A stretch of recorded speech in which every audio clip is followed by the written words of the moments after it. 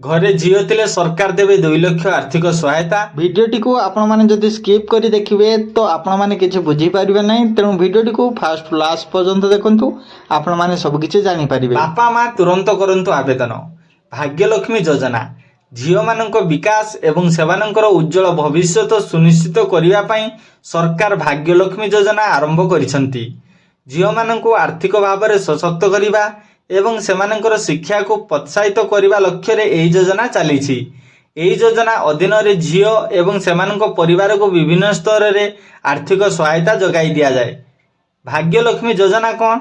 भाग्यलक्ष्मी योजनार मुख्य उद्देश्य होउछि झील मानंको स्वावलंबी करिवा एवं समाज रे सेमानंक प्रति सकारात्मक चिंताधारा सृष्टि करिवा। झील जन्म हेले 5100 आर्थिक सहायता दिया जाए, जहाँ परिवार को प्रारंभिक खर्च रे आश्वस्ति देई थाए। यह व्यतीत झील नाम 50,000 एक बॉन्ड मध्य प्रदान करा जाए, जहाँ 21 वर्ष पर मैच्योरिटी होई 2 लाख हुए। शिक्षार सहायता झील मानक उज्जवल भविष्यर ग्यारंटी। एही योजना रे झील मानक शिक्षा को प्राथमिकता दिया जाइछि। झीलर शिक्षार प्रत्येक गुरुत्वपूर्ण पर्याय रे सरकार आर्थिक सहायता जगाई दियंती। षष्ठ श्रेणी प्रवेश पाई 3000, अष्टम श्रेणी 5000, दशम श्रेणी 7000 एवं द्वादश श्रेणी 8000 सहायता राशि तांको बैंक अकाउंट को पठा जाए। एही सहायता परिवार पाई एक प्रेरणा, जहा द्वारा सेमानंको झील माने कौनसी आर्थिक प्रतिबंधक बिना सेमानंकर शिक्षा समाप्त करि परिबे। आवेदन पाई आवश्यक डॉक्यूमेंट कौन रही? भाग्यलक्ष्मी योजना लाभ पाइबा पाई पितामाता को किसी गुरुत्वपूर्ण कागज पत्र दाखल करबा पाई पड़िबो। एथिपाई बापा माँ एवं झीलर आधार कार्ड, झीलर जन्म प्रमाण पत्र, बासस्थान प्रमाण पत्र, आय प्रमाण पत्र, बैंक अकाउंट डिटेल्स, पासबुक एवं पासपोर्ट फोटो, यही डॉक्यूमेंट सठिक भाव में दाखल करिया परे आवेदन को प्रक्रिया को सरलीकृत करा जाए। योग्यता शतावली यही योजना लाभ केवल सही परिवार को दिया जाव जो माने यार योग्यता शतावली पूरण करती।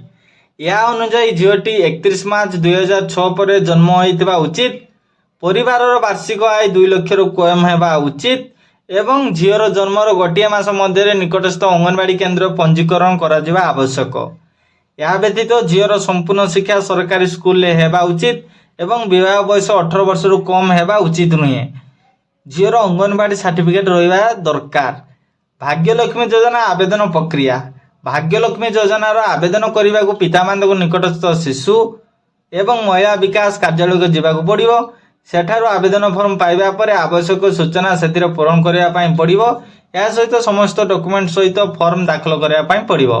अधिकरू अधिक परिवार एथुर उपकृत हो पारे बोली आवेदन प्रक्रिया को व्यवहारकारी अनुकूल करा जाउछि। भाग्यलक्ष्मी योजना लाभ भाग्यलक्ष्मी योजना केवल झील एवं सेमानक परिवार को आर्थिक सहायता प्रदान करे नहीं, बरं सेमानक आत्मनिर्भरशील पाई प्रेरणा दिए। एही योजना झील मानक निरंतर शिक्षा जारी रखिबार सक्षम करिथाय एवं समाज रे सेमानक प्रति एक सकारात्मक मनोभाव प्रोत्साहित करिथाय। तो फ्रेंड्स एही भिडियोटा होची ओडिशा पाई नुह। भिडियोटी को आपण माने फास्ट लास्ट पर्यंत देखले आपण माने सब किछि जानि परिबे। ए भिडियोटी होची भाग्यलक्ष्मी योजना होची ओडिशा पाई नुह।